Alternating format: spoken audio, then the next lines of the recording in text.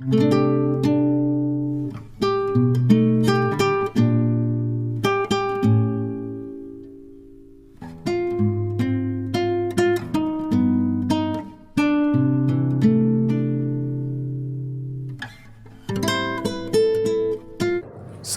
बच्चों, आशा करती हूँ कि आप सभी स्वस्थ होंगे और अच्छे होंगे। तो बच्चों, हमारा जो पाठ चल रहा था हवा में फैलता जहर हिंदी साहित्य में चल रहा था। बच्चों, आज हम उसका अभ्यास कार्य और प्रश्नोत्तर करेंगे। ठीक है, तो सभी लोग अपनी किताब निकालेंगे, पेन पेंसिल कॉपी सभी के पास होना चाहिए। हाँ, तो बच्चों पेज नंबर 138 पर देखेंगे, 139। ठीक है, सबसे पहले शब्दार्थ देखेंगे। शब्दार्थ रहेंगे हमारे संसाधन, स्रोत, संपत्ति, संचालित, नियंत्रित, प्रतीक, प्रतिरूप, प्रतिमा, यांत्रिक, मशीनों को चलाने वाला, सामंजस्य, अनुकूलता, त्रासदी, दुखद घटना, प्राणघातक, प्राण हर लेने वाला, विलुप्त, खंडित, नष्ट या फिर गायब, अवशोषित करना, सोख लेना, प्रकोप, अत्यधिक क्रोध, प्रबलता या फिर क्षोभ। ठीक है, तो बच्चों संसाधन, स्रोत या फिर संपत्ति, संचालित, नियंत्रित, यांत्रिक, इससे पहले प्रतीक रह गया, प्रतीक, प्रतिरूप या फिर प्रतिमा, यांत्रिक, मशीनों को चलाने वाला, सामंजस्य, अनुकूलता, त्रासदी, दुखद घटना, प्राणघातक, प्राण हर लेने वाला, विलुप्त, खंडित या फिर नष्ट या गायब। ठीक है, अवशोषित करना, सोख लेना, प्रकोप, अत्यधिक क्रोध, प्रबलता या फिर क्षोभ। ठीक है, आगे बच्चों श्रुतलेख देखेंगे। औद्योगिकरण, दार्शनिकों, प्रदूषित, इको फ्रेंडली, इलेक्ट्रोस्टैटिक। श्रुतलेख रहेंगे हमारे औद्योगिकरण, दार्शनिकों, प्रदूषित, इको फ्रेंडली और इलेक्ट्रोस्टैटिक। क्लियर है बच्चों? आगे देखेंगे अपने अभ्यास कार्य से संबंधित लिखित प्रश्नोत्तर। पहला सोच कर बताइए। इससे पहले तो मौखिक प्रश्नोत्तर है, सोच करके बताइए। पहला प्रश्न है, मनुष्य स्वयं अपने विनाश की लीला कैसे रच रहा है? दोहन करके। किसका दोहन? दोहन मतलब नष्ट करके। किसको नष्ट करके? प्राकृतिक संसाधनों को। तो बच्चों मनुष्य प्राकृतिक संसाधनों का दोहन कर अपने विनाश की लीला को रच रहा है। ठीक है, अगला प्रश्न रहेगा बच्चों, प्रदूषण कम फैले इसके लिए कोयला जलाते समय किन बातों का ध्यान रखना चाहिए? उत्तर आपसे भी तो आना चाहिए ना, आप ही उत्तर दीजिए। किन बातों का ध्यान रखेंगे आप? हमने पढ़ा था ना, कोयले को पीस करके जलाना चाहिए। हाँ, तो कोयले को जलाने से पूर्व उसका चूरक बना लेना चाहिए। फिर यांत्रिक स्ट्रोक का प्रयोग कर उसकी दहन क्षमता को बढ़ाते हुए कोयले का प्रयोग करने से प्रदूषण कम होगा। ठीक है, अगला प्रश्न देखेंगे बच्चों। अगला प्रश्न है, पेड़ों से धरती के वातावरण को कैसे संतुलित किया जा सकता है? तो बच्चों पेड़ पौधे वातावरण में फैली कार्बन डाइऑक्साइड की मात्रा को कम करके धरती के बढ़ते तापमान को नियंत्रित रखते हैं, जिससे वातावरण संतुलित रहता है। ठीक है बच्चों, एक बार फिर से देखेंगे। मनुष्य स्वयं अपने विनाश की लीला कैसे रच रहा है? तो पहले प्रश्न का उत्तर रहेगा बच्चों, मनुष्य प्राकृतिक संसाधनों का अंधाधुंध दोहन कर अपने विनाश की लीला रच रहा है। अगला प्रश्न है, प्रदूषण कम फैले इसके लिए कोयला जलाते समय किन बातों का ध्यान रखना चाहिए? तो कोयले को जलाने से पूर्व उसका चूरा बना लेना चाहिए। फिर यांत्रिक स्ट्रोक का प्रयोग कर उसकी दहन क्षमता को बढ़ाते हुए कोयले का प्रयोग करने से प्रदूषण कम होगा। पेड़ पौधे धरती के वातावरण को कैसे पेड़ पौधों से धरती के वातावरण को कैसे संतुलित किया जा सकता है? तो इसका उत्तर रहेगा आपका, पेड़ पौधे वातावरण में फैली कार्बन डाइऑक्साइड की मात्रा को कम करके धरती के बढ़ते तापमान को नियंत्रित रखते हैं, जिससे वातावरण संतुलित रहता है। क्लियर है बच्चों? आगे देखेंगे लिखित अभ्यास कार्य। पहला प्रश्न, हाँ, नीचे दिए प्रश्नों के उत्तर एक शब्द या एक वाक्य में दीजिए। तो पहला प्रश्न रहेगा बच्चों, औद्योगिकरण के कारण दिन पर दिन क्या बढ़ता जा रहा है? हाँ, ये जो बड़े बड़े मशीनें, बड़े बड़े कारखाने लगाए जा रहे हैं, इनकी वजह से दिन पर दिन क्या बढ़ता जा रहा है? हम लोग क्या फैला रहे हैं? प्रदूषण। ठीक है। भोपाल गैस त्रासदी कब हुई थी? 3 दिसंबर 1984। ठीक है, कब हुई थी बच्चों भोपाल गैस त्रासदी?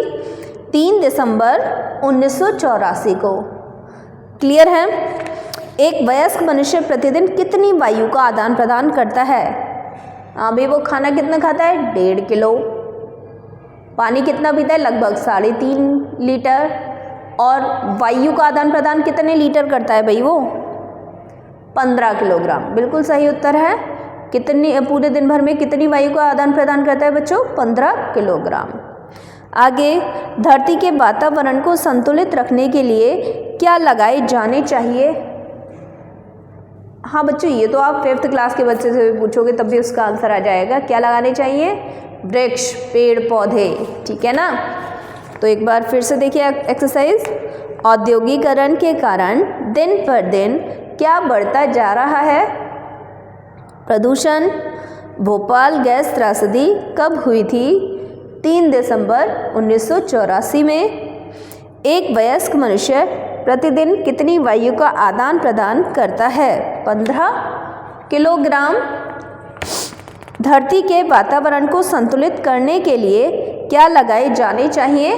पेड़ पौधे। ठीक है बच्चों, आगे प्रश्न उत्तर देखेंगे। ये हमारे सारे ही लघुत्तरीय प्रश्न उत्तर हैं। दीर्घोत्तरीय आज हम नहीं करेंगे क्योंकि आपके पाठ में भी नहीं है दीर्घोत्तरीय प्रश्न उत्तर। ठीक है, तो पहला प्रश्न देखिएगा। पहला प्रश्न है, महान दार्शनिकों एवं वैज्ञानिकों द्वारा क्या चेतावनी दी गई थी? हाँ, तो बच्चों महान दार्शनिकों एवं वैज्ञानिकों ने हमें चेतावनी दी थी कि प्रकृति से छेड़छाड़ ना करें। हाँ, अगर हम प्रकृति को नष्ट करेंगे तो प्रकृति हमें नष्ट कर देगी।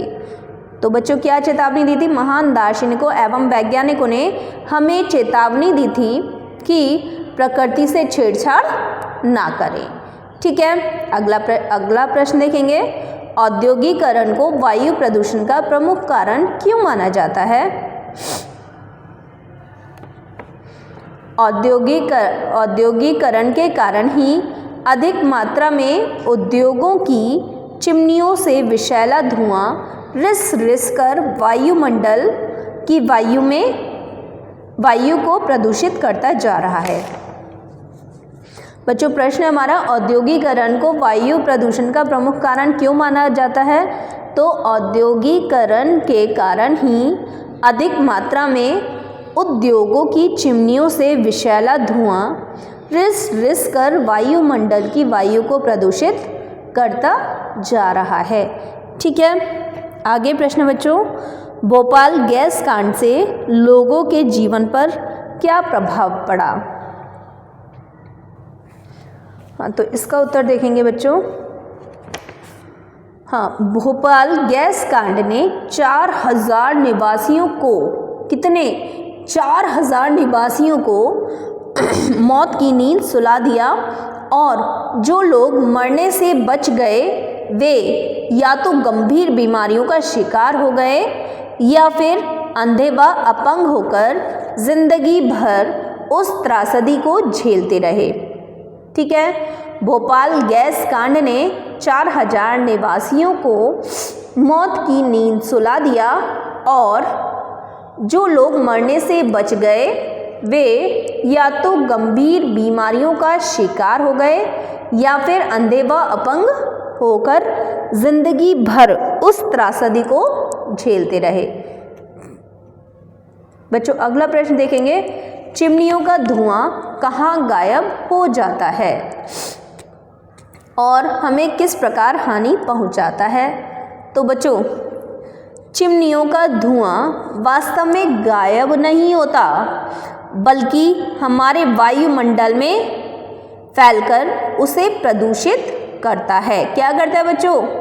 चिमनियों का धुआं वास्तव में गायब नहीं होता बल्कि हमारे वायुमंडल में फैलकर चारों ओर फैलकर उसे प्रदूषित करता है। इसी प्रदूषित वायुमंडल में हम सांस लेते हैं और अनजाने ही प्रदूषक तत्व हमारे फेफड़ों में एकत्र होकर हमें हानि पहुंचाते हैं। जब हम सांस लेते हैं तो गंदगी सांस के साथ साथ हमारे फेफड़ों में घुस जाती है और हमें हानि पहुंचाती है। तो चिमनियों का धुआं वास्तव में गायब नहीं होता बल्कि हमारे वायुमंडल में फैलकर उसे प्रदूषित करता है। इसी प्रदूषित वायुमंडल में हम सांस लेते हैं और अनजाने ही ये प्रदूषक तत्व हमारे फेफड़ों में एकत्र होकर हमें हानि पहुंचाते हैं। ठीक है बच्चों, अगला प्रश्न देखेंगे। हाँ, अगला प्रश्न है, बढ़ती हुई जनसंख्या वायुमंडल का कारण कैसे बनती है, वायु प्रदूषण का कारण कैसे बनती है। क्या है प्रश्न हमारा? बढ़ती हुई जनसंख्या वायु प्रदूषण का कारण कैसे बनती है। तो बच्चों शहरों का फैलाव बढ़ रहा है जिससे वनों की अंधाधुंध कटाई होती है। बढ़ती हुई जनसंख्या की आवश्यकताओं को पूरा करने के लिए बसों, मालवाहकों और ईंधन का उपयोग करने वाले उद्योगों की संख्या बढ़ती जा रही है। इनकी बढ़ती हुई संख्या ने वातावरण में धुएं के गुब्बार में काफ़ी बढ़ोतरी कर दी है। क्या है प्रश्न बच्चों? बढ़ती हुई जनसंख्या वायु प्रदूषण का कारण कैसे बनती है। तो देखेंगे शहरों का फैलाव बढ़ रहा है, मतलब जो हमारी उपजाऊ भूमि है उस पर भी घर बना दिए जा रहे हैं। तो शहरों का फैलाव बढ़ रहा है जिससे वनों की अंधाधुंध कटाई होती है। ठीक है, मतलब सारे जो पेड़ हैं उनको हम काट रहे हैं अपने ही हाथों से। बिल्कुल शुरू में पाठ के शुरू में कहा भी गया है ना कि मनुष्य स्वयं का दुश्मन बन रहा है ना, तो इसी तरह से बन रहा है। तो शहरों का फैलाव बढ़ रहा है जिससे वनों की अंधाधुंध कटाई होती है। बढ़ती हुई जनसंख्या की आवश्यकताओं को पूरा करने के लिए बसों, मालवाहकों और ईंधन का उपयोग करने वाले उद्योगों की संख्या बढ़ती जा रही है। इनकी बढ़ती हुई संख्या ने वातावरण में धुएं के गुब्बार में काफ़ी बढ़ोतरी कर दी है। ठीक है, यहाँ तक कि हमारे लघुत्तरीय प्रश्न उत्तर थे। अब बच्चों क्या करेंगे, हम जो हमारे बहुविकल्पीय प्रश्न उत्तर हैं उनको देखेंगे। ठीक है बच्चों, पाठ के अंत में हम एक होमवर्क भी करेंगे। तो पहला प्रश्न देखेंगे, वैज्ञानिकों के अनुमान के अनुसार एक वयस्क प्रतिदिन औसतन कितना खाना खाता है। बताओ भाई, पाठ पढ़ा था ना आपने, सुना भी था और अभी जस्ट थोड़ी देर पहले भी मैंने इस चीज़ को बोला था। कितना खाना खाता है? 1.5 किलोग्राम। बिल्कुल सही, 1.5 kg। आगे, ग्रेटर कोलकाता में प्रतिदिन वाहनों द्वारा कितने टन प्रदूषित पदार्थ वायुमंडल में छोड़े जाते हैं? कितने टन? 2000 टन, बिल्कुल सही है भाई। पक्षियों की अनेक प्रजातियां विलुप्त क्यों हो रही हैं? भैया वायु प्रदूषण के कारण, सीधा सीधा सा आंसर है भाई। उनका रहते कहाँ हैं? वो वायु में रहते हैं, ठीक है। उड़ते कहाँ हैं? वायु में उड़ते हैं। ज़मीन पे तो देखा नहीं होगा रहते हुए, है ना, किसी पेड़ की शाखा वगैरह पे ही देखा होगा आपने उनका घर घरौंदा। तो भाई उनके लिए तो जैसे हमारे लिए धरती और पानी सभी कुछ है। हम कुछ दिन बिना पानी के रह सकते हैं, बिना भोजन के रह सकते हैं, लेकिन बिना सांस के नहीं रह सकते, कोई भी नहीं रह सकता, है ना। तो वायु हमारे लिए सभी कुछ है और उसी को ही हम खराब कर रहे हैं, नष्ट कर रहे हैं। और पक्षियों की अनेक प्रजातियां विलुप्त हो रही हैं, क्यों हो रही हैं? वायु प्रदूषण के कारण, ठीक है। उद्योगों द्वारा वायु प्रदूषण कम फैले, इसके लिए क्या करना चाहिए? तो बच्चों ये जो सारे कारण है ना, तो हमें यही सब करना चाहिए। प्रदूषण रोकने वाले उपकरणों का प्रयोग करना चाहिए, सही है। उपकरण ठीक प्रकार कार्य कर रहे हैं या नहीं, इसकी जांच समय समय पर करते रहना चाहिए, है ना बच्चों। औद्योगिक परिसरों के आसपास अधिक से अधिक पेड़ पौधे लगाने चाहिए, जिससे कि वो जो कार्बन डाइऑक्साइड निकलती है ना, वो पेड़ उसको अवशोषित कर लें और ऑक्साइड गैस, जो ऑक्सीजन गैस होती है, ठीक है ना, उसको अधिक से अधिक छोड़ें पेड़। तो इसलिए हाँ, तो हमें क्या क्या काम करना चाहिए? उपरोक्त सभी इसका बिल्कुल सही उत्तर है, ठीक है। तो आप किस पर निशान लगाएंगे? उपरोक्त सभी पर। तो पहले प्रश्न का उत्तर रहेगा 1.5 किलोग्राम, दूसरे प्रश्न का उत्तर रहेगा 2000 टन, तीसरे प्रश्न का उत्तर रहेगा वायु प्रदूषण के कारण, और बच्चों चौथे प्रश्न का उत्तर रहेगा आपका उपरोक्त सभी, ठीक है। अब बच्चों थोड़े से डिक्टेशन वर्ड्स और गृह कार्य की बात करते हैं। तो आप सभी का गृह कार्य रहेगा पेज नंबर 143 पर देखेंगे। हाँ, तो बाल हाथों से यहाँ पर एक एक्टिविटी है। तो आप सभी को क्या करना है बच्चों? अपनी अभ्यास पुस्तिका में पर्यावरण संबंधी एक आकर्षक पोस्टर बनाना है। आपको बुक में नहीं बनाना है, आपको अपनी नोटबुक में एक पोस्टर बनाना है, और पोस्टर का जो टाइटल रहेगा वो आपका रहेगा पर्यावरण संरक्षण संबंधी एक आकर्षक पोस्टर बनाइए, ठीक है। अब बच्चों कुछ डिक्टेशन बोल रही हूँ मैं, ठीक है ना, जो हमेशा हर वीडियो में बोला है। सभी को आज की डेट डालनी है अपनी रफ नोटबुक में, और जो डिक्टेशन जो इमला मैं बोल रही हूँ वो आप सभी लोग लिखेंगे, ठीक है। हाँ, तो सभी लोग लिखेंगे। पहला प्रश्न,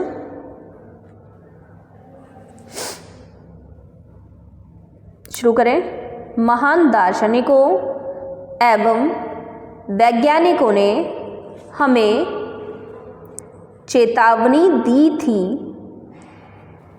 कि प्रकृति से छेड़छाड़ ना करें।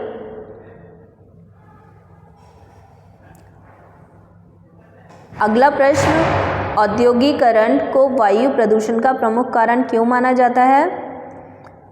औद्योगिकरण के कारण ही अधिक मात्रा में उद्योगों की चिमनियों से विषैला धुआं। बच्चों आपको क्या करना है? मेरी वॉइस सुननी है, ठीक है ना, सुन करके इमेज करना है कि कौन सी मात्रा आएगी, ठीक है। अगर बच्चों ये चीज़ आप सीख गए ना, प्रोनाउंसिएशन और अच्छे से सुनना और बोलना, ठीक है ना, तो आपको कोई दिक्कत नहीं आएगी। अब धुआं, मैंने बोला धुआं, छोटे ओ की मात्रा साउंड हो रही है, आ, बड़े आ की मात्रा, और आ, नाक और मुंह दोनों से आवाज़ आ रही है, तो इसका मतलब हमारा चंद्रबिंदु लगेगा, ठीक है। तो धुआं रिस रिस कर वायुमंडल की वायु को प्रदूषित। अब बच्चों बड़े की मात्रा आवाज़ आ रही है क्योंकि आवाज़ देर तक जा रही है। शीत छोटी की मात्रा आ रही है, ठीक है, प्रदूषित करता जा रहा है, विराम। आगे देखेंगे, भोपाल गैस कांड ने 4000 निवासियों को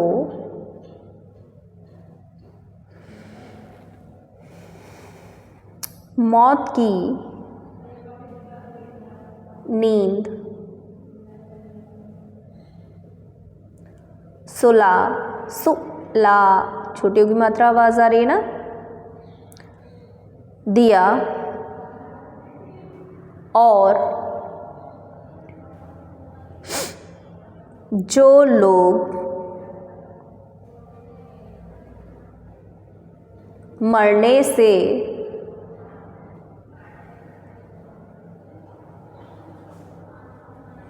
बच गए